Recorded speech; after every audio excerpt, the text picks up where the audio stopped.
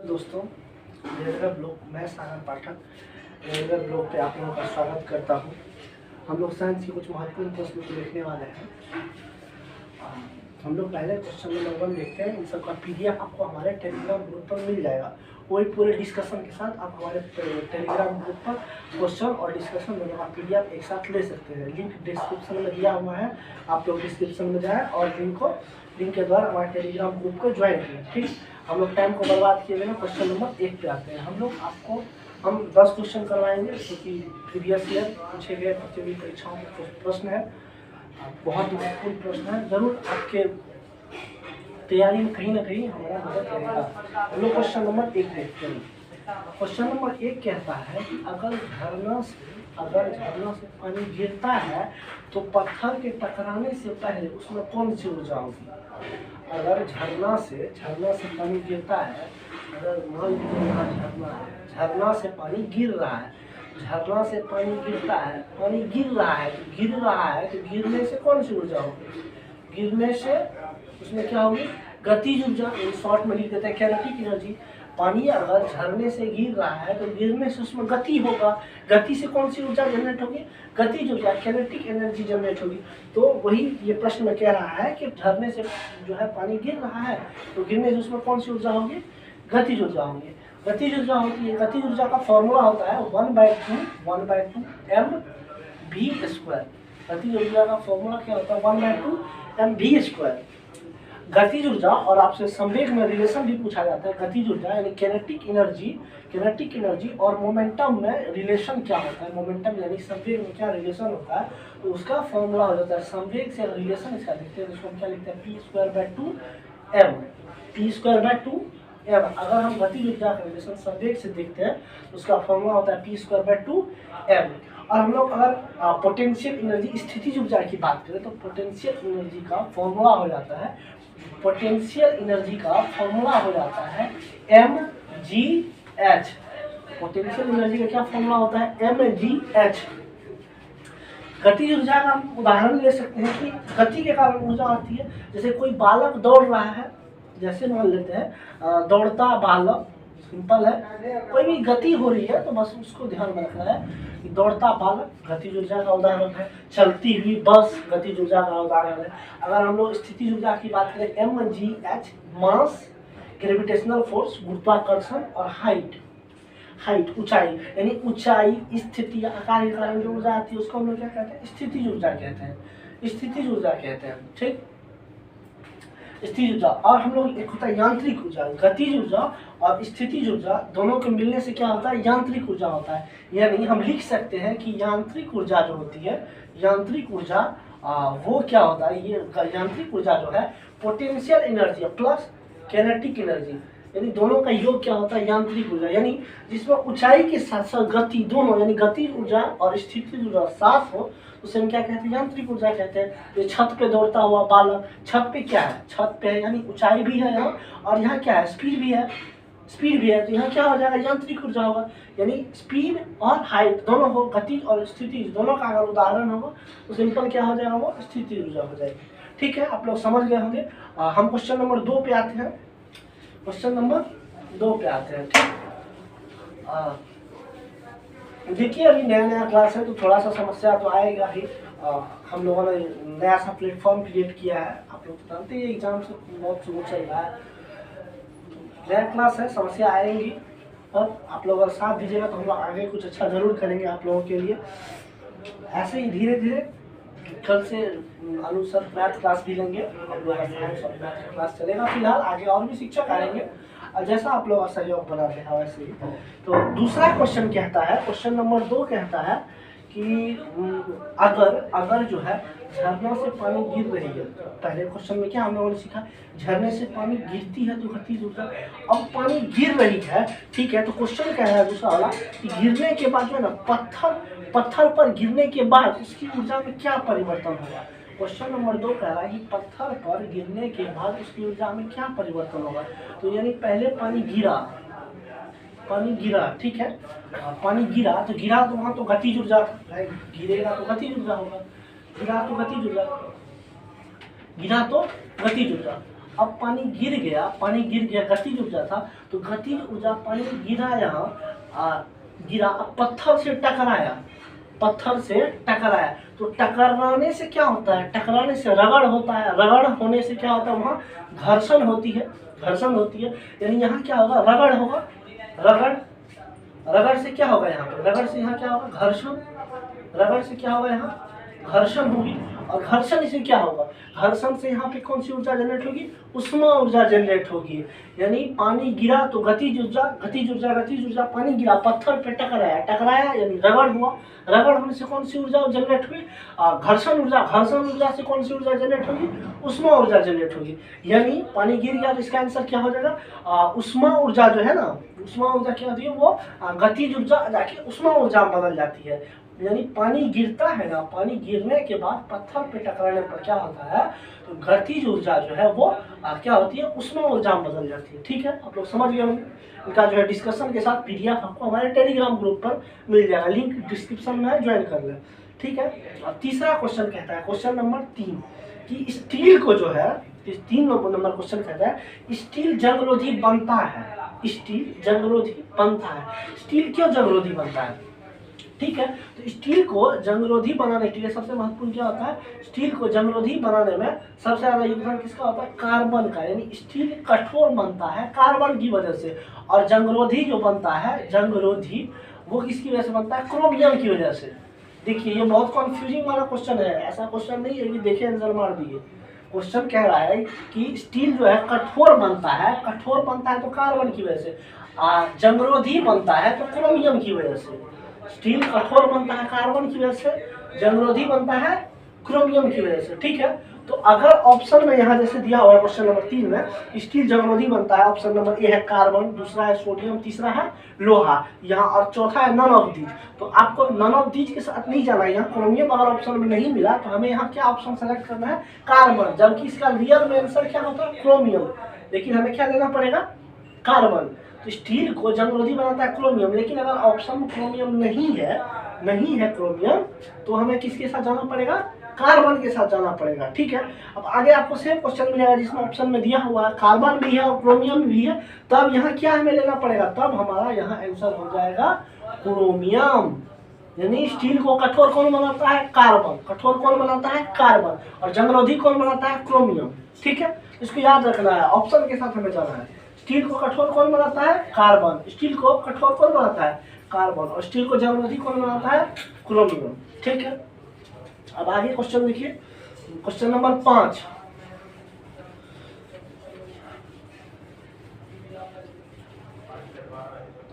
Question number 5 बहुत अच्छा question है, एक लेवल वाला क्वेश्चन है, हर किसी के बस की बात नहीं है ऐसे ऐसे क्वेश्चन करवाना।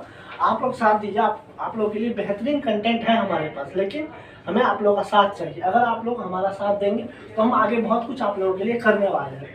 अभी तो छोटा सा प्लेटफॉर्म क्रिएट करा है, बहुत लोग हंसेंगे भी, लेकिन लोगों का काम है हंसना, हम क्या कर सकते हैं अभी। चलिए क्वेश्चन नंबर 5 पे आते हैं। कह रहा है कि अगर प्रक्षेप गति में परास का मान महत्तम ऊंचाई के 4 गुने के बराबर हो तो प्रक्षेपण कोण क्या होगा। यानी क्वेश्चन कह रहा है प्रक्षेप गति यानी प्रोजेक्टाइल मोशन, इसके बारे में तो आप लोगों ने पढ़ा ही होगा, प्रोजेक्टाइल मोशन के बारे में। इसमें कह रहा है परास यानी रेंज, परास ये जो है महत्तम ऊंचाई यानी हाइट इसके 4 गुने के बराबर है, तब थीटा का वैल्यू निकालना है कि थीटा का वैल्यू कितना होगा। ठीक है, क्वेश्चन समझ गए आप लोग। क्वेश्चन नंबर 5 है, क्वेश्चन नंबर 5 है, कह रहा है कि रेंज जो है वो ऊंचाई के 4 गुने के बराबर, तो थीटा का मान क्या होगा। ये प्रोजेक्टाइल मोशन में आप लोगों ने बहुत बार पढ़ा भी होगा, फॉर्मूला भी याद किया होगा। हाइट पूछा जाता है, रेंज पूछा जाता है, उड्डयन काल पूछा जाता है। एग्जाम हॉल में क्या होता है, रट के तो जाते हैं, लेकिन हम लोग को याद तो रहता नहीं, इसका उसमें भी फॉर्मूला इसका ऐसा है, सब में जो है HRT सब में u sin थीटा कॉमन है, u sin theta by g सब में कॉमन है। r में भी क्या हो जाएगा, r में भी हो जाएगा u sin theta by g, यहाँ भी कॉमन है, और t यानी उड्डयन काल। ठीक, इसमें भी क्या है, u sin थीटा सब में कॉमन है, u sin theta by g सब में कॉमन है। तो यहाँ क्या करना है, हमें कॉन्सेप्ट याद रखना है कि कि दो स्क्वायर है उसको एक एक नीचे उतारते जाना और एक दो को खत्म कर देना, यानी एक दो नष्ट कर देना, खा जाना है। ठीक, एक दो को नीचे उतारना है, एक दो को खा जाना है, बस इसको याद रखिए। जैसे एच है, इसका हो जाएगा u square sine square theta, u square sine square theta by 2g। देखिए एक स्क्वायर है, एक स्क्वायर है, एक स्क्वायर को नीचे उतारे, यहाँ 2 लिखे। ठीक, एक स्क्वायर को नीचे उतारे 2 लिखे। ऐसे क्या करना, एक स्क्वायर को नीचे उतारते जाना और एक दो को खा जाना है। जैसे यहाँ स्क्वायर है, ठीक, यहाँ स्क्वायर क्या करना है, नीचे उतारना है, यानी इधर लिखना है u square sine u square sine 2 theta, u square sine 2 theta by g. ठीक है, एक स्क्वायर को नीचे उतारना, यहाँ स्क्वायर था, यहाँ नीचे उतारे और एक दो को खा गए। ठीक है, अब यहाँ क्या हो जाएगा, यहाँ भी एक स्क्वायर को नीचे उतारेंगे, यहाँ क्या हो जाएगा 2u sine theta by g. ठीक है, यहाँ क्या हो जाएगा 2u साइन थीटा बाय जी, यानी h हाइट महत्तम ऊंचाई, r क्या होता है रेंज परास, और t क्या होता है, t होता है उड्डयन काल। ठीक है, तो h का वैल्यू क्या हो जाएगा u square sine square theta by 2g, r हो गया u square sine 2 theta bye g, और t क्या हो गया 2u sine theta by g। Formula याद रखिए, एक स्क्वायर नीचे उतारना, एक दो को खा जाना है, ऐसे ही याद रखिए। यदि जब होना आप भूलिएगा ही, निश्चित ही है, ये सब में कॉमन है, इसका उसमें चला जाता है। U square sine square theta by 2g, r भी क्या हो जाएगा u square sine 2 theta by g, और उन्हें का फॉर्मूला क्या होता है 2u sine theta by g. अब यहाँ हमसे क्वेश्चन पूछ रहा था कि रेंज जो है यानी r का वैल्यू वो 4h के बराबर है, तो थीटा का मान निकालिए। तो हम क्या जानते हैं, r बराबर क्या होता है, r बराबर होता है u square sine 2 theta by g बराबर हो जाएगा 4। h का वैल्यू क्या होता है, h का वैल्यू क्या होता है, h बराबर होता है u square sine square theta बटे 2g।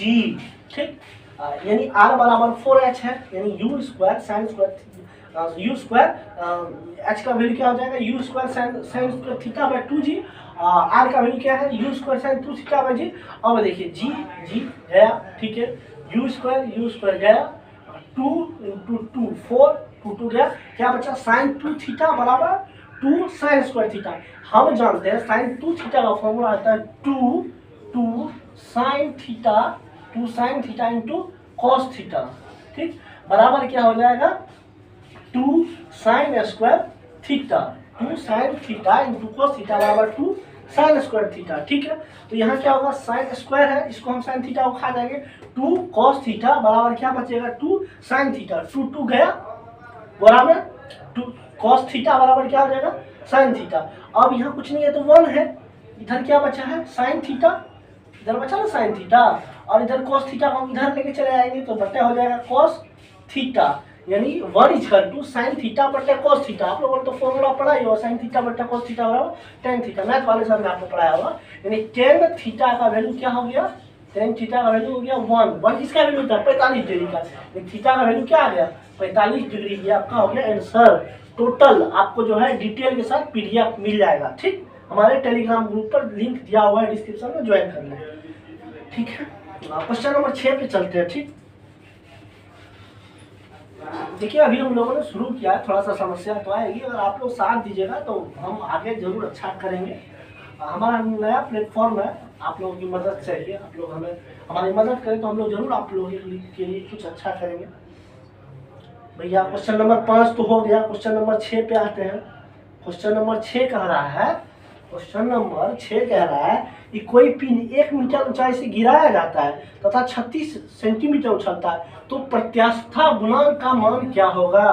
क्या पूछ रहा है, प्रत्यास्था गुणांक का मान क्या होगा। तो प्रत्यास्था गुणांक बराबर क्या होता है, फॉर्मूला तो याद आप लोग बचपन से करते आए हैं, अभी सॉल्व करके हमें दिखाइए। क्वेश्चन हम कह रहे हैं आपको, यहाँ पे क्वेश्चन दिखेगा भी आपको, कह रहा है कि 1 मीटर की ऊंचाई से गिराया जाता है कोई किसी पिंड को, और 1 मीटर की ऊंचाई से गिराया 36 सेंटीमीटर उछला, तो प्रत्यास्था गुणांक का मान क्या होगा। यानी प्रत्यास्था गुणांक का मान पूछ रहा है, प्रत्यास्थता गुणांक, इसी का वैल्यू तो निकालना है बच्चों, प्रत्यास्था गुणांक। तो प्रत्यास्था गुणांक देखिए फॉर्मूला आप लोगों ने बहुत सारा पढ़ा हुआ, लेकिन मेरा कॉन्सेप्ट देख लीजिए। प्रत्यास्था गुणांक बराबर हमको जहां मिलेगा हम कुछ नहीं जानते, प्रत्यास्था गुणांक बराबर होता है क्या, प्रत्यास्था गुणांक बराबर होता है रूट अंदर छोटका बटे बड़का। प्रत्यास्था गुणांक बराबर क्या होता है बच्चों, रूट अंदर छोटका बटे बड़का। हम कुछ नहीं जानते हैं, हमें बस इतना पता है प्रत्यास्था गुणांक बराबर रूट अंदर छोटका बटे बड़का। प्रत्यास्था गुणांक बराबर रूट अंदर क्या हो जाएगा, रूट अंदर छोटका बटे क्या हो जाएगा, रूट अंदर छोटका बटे बड़का, रूट अंदर छोटका बटे बड़का। प्रत्यास्था गुणांक बराबर क्या होता है बच्चों, रूट अंदर छोटका बटे बड़का।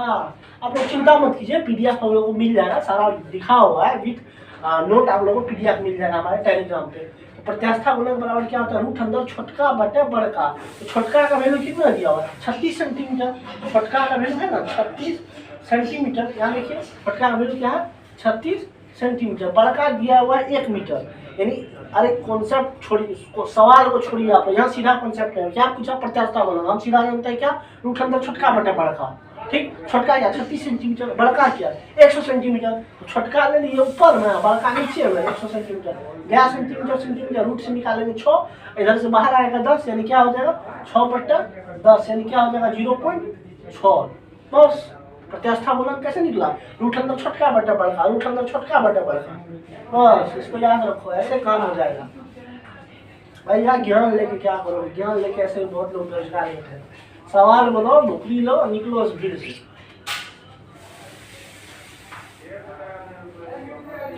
ठीक है, अब क्वेश्चन नंबर 7 पे आते हैं। कहता है कि सल्फ्यूरिक अम्ल का अणुसूत्र जो है H2SO4 और इसकी भास्मिकता 2 है। थोड़ा सा क्वेश्चन रिस्प्रिंट हो गया है, तो उसका फॉर्मूला है H2SO4 और उसकी भास्मिकता कितनी है 2 है।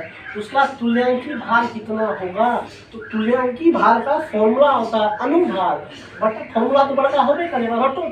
तुल्यांकी भार का फॉर्मूला क्या होता है, अनुभार बटा H प्लस आयन की संख्या, अनुभार बटा H प्लस या OH माइनस या आयन की संख्या। तो भैया रटो, तुल्यांकी भार बराबर क्या होगा, तुल्यांकी भार बराबर क्या होता है, अनुभार। तुल्यांकी भार बराबर क्या होता है, तुल्यांकी भार। ठीक,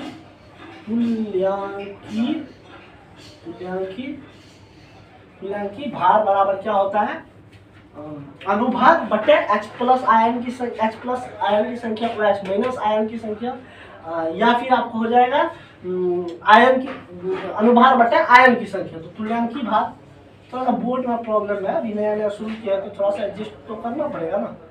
तो तुल्यांकी भार बराबर होता है अनुभार बटे क्या होता है H प्लस आयन की संख्या, H प्लस या OH माइनस आयन की संख्या या आयन की संख्या या भास्मिकता जो भी वगैरह क्वेश्चन में दिया रहेगा। यानी इसका फॉर्मूला तैयार नहीं करना, बस अनुभार निकाल लेना है, वो तो जानते हो परमाणु द्रव्यमान का योग ही होता है अनुभार। वो आपको बाद में मैं सिखा दूंगा अनुभार कैसे निकाला जाता है। अनुभार क्या करना है, उसका अनुभार निकाल लेना है और उसमें भाग दे देना है। क्वेश्चन में जो दिया है H कितना, हाइड्रोजन की संख्या जो दिया रहेगा उससे भाग दे देंगे, हाइड्रोजन नहीं मिलेगा OH मिलेगा उससे भाग देंगे।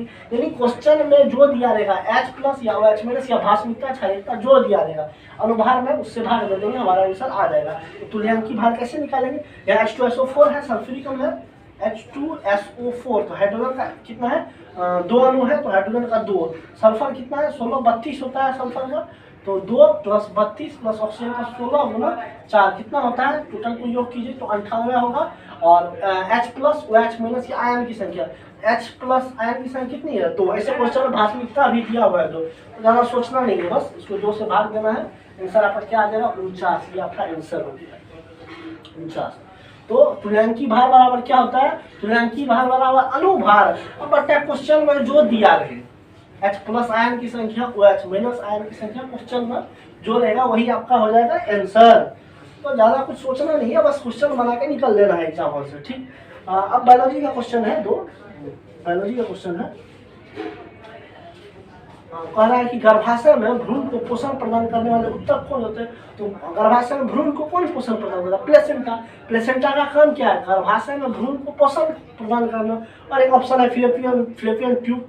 ठीक, फिलिपियन ट्यूब क्या होता है, फिलिपियन ट्यूब में निषेचन होता है, फर्टिलाइजेशन होता है, वहीं पे वो अंडाणु और शुक्राणु मिलते हैं फिलिपियन ट्यूब में ही। और एक ऑप्शन है ओविडक्ट, अंडाणु अंडाणु तो आप लोग जानते ही होंगे, फीमेल सेक्स से, ठीक है। तो बस वही 8 नंबर में कह रहा है कि जो है भ्रूण को पोषण प्रदान करने वाला उत्तक कौन है, तो उत्तक कौन सा हो जाएगा, प्लेसेंटा। आप लोग को पूरा सॉल्यूशन के साथ जो है मिल जाएगा हमारे टेलीग्राम ग्रुप पर। और ये फिलोपियन ट्यूब क्या है, टेलीग्राम पे चले जाइए, मिल जाएगा। फिलोपियन ट्यूब क्या है, यहाँ पे फर्टिलाइजेशन होता है, ठीक। अब आते हैं क्वेश्चन नंबर 9 में। क्वेश्चन नंबर 9 क्या कहता है कि निम्न में से कौन सा ठोस है, कौन सा ठोस है। यहाँ क्या दिया हुआ है, पीरियोडिक टेबल का क्वेश्चन है, ठोस है। तो यहाँ दिया हुआ फ्लोरीन, क्लोरीन, ब्रोमीन और आयोडीन, ठीक है। ठोस है यानी क्या दिया हुआ है, देखिए ठोस क्या होता है। पीरियोडिक टेबल में कितने सारे ग्रुप होते हैं, ग्रुप कितने होते हैं, ग्रुप होते हैं 18 ठो। और पीरियड कितने होते हैं, पीरियड होते हैं कितने, 7। मॉडर्न पीरियोडिक टेबल जिसको मोस्ले ने दिया था, जो कि एटॉमिक नंबर परमाणु संख्या पे बेस्ड है, इसमें ग्रुप कितने होते हैं 18 और पीरियड कितने होते हैं 7, ठीक है। तो ग्रुप ऐसे ऐसे ऐसे ग्रुप जो ऊपर की ओर होता है 18 और नीचे क्या होता है, पीरियड 7 होता है, ऐसे ऐसे, जो इसको पीरियड कहते हैं। तो सबसे लास्ट जो ग्रुप है उसमें क्या है, इनर्ट गैस होते हैं, इनर्ट गैस, ठीक। सबसे लास्ट ग्रुप में इनर्ट गैस, को अक्रिय गैस, नोबेल गैस कहते हैं, वो सबसे लास्ट 18वें ग्रुप में पाया जाता है, ठीक। उससे पहले वाला जो ग्रुप होता है 17वां ग्रुप, उसी को कहते हैं हेलोजन ग्रुप। हेलोजन ग्रुप इसमें कौन सा होता है, फ्लोरीन होता है, फ्लोरीन होता है, क्लोरीन होता है, ब्रोमीन होता है, फ्लोरीन क्लोरीन में आयोडीन होता है, स्टेटीन होता है। फ्लोरीन, क्लोरीन, ब्रोमीन, आयोडीन और स्टेटीन होता है। 17वें ग्रुप है जिसको हेलोजन ग्रुप भी कहते हैं। क्या कहते हैं बच्चों, हेलोजन ग्रुप कहते हैं। तो यहाँ क्या होता है, ये फ्लोरीन और क्लोरीन जो है ना, ये दोनों क्या है, ये दोनों गैस है। फ्लोरीन क्लोरीन जानते हैं, फ्लोरीन क्लोरीन क्या है, गैस है।